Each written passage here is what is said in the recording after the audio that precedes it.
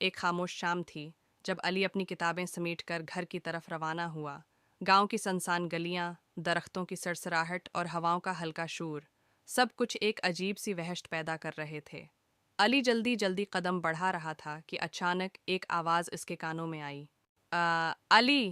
کسی نے دھیمی آواز میں پکارا۔ علی نے پیچھے مڑ کر دیکھا مگر کوئی نہیں تھا۔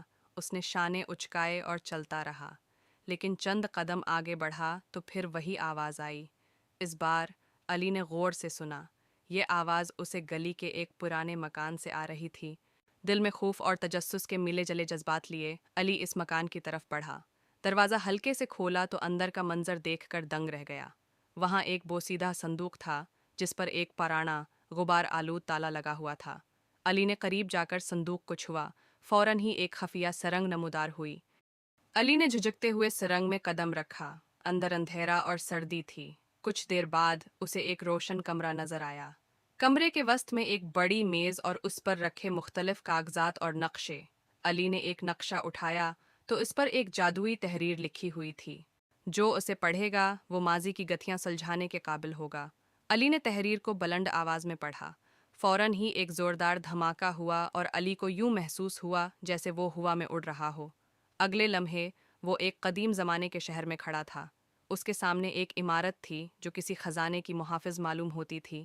علی نے عمارت میں داخل ہو کر ایک خوبصورت ہال میں قدم رکھا۔ ہال کے درمیان میں ایک سونے کا بکسا تھا جس پر جواہرات جڑے ہوئے تھے۔ علی نے بکسا کھولا تو اس میں ایک خط اور ایک چابی ملی۔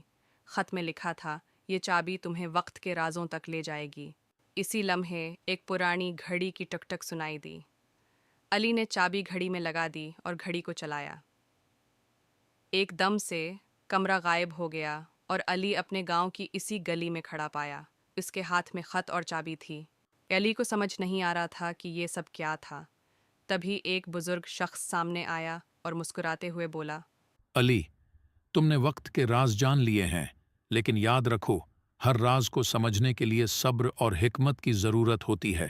علی نے سر ہلایا اور چابی کو محفوظ کر لیا، یہ سوچتے ہوئے کہ ہر لمحہ راز اپنے اندر کتنے ہی اسرار چھپائے ہوئے ہے۔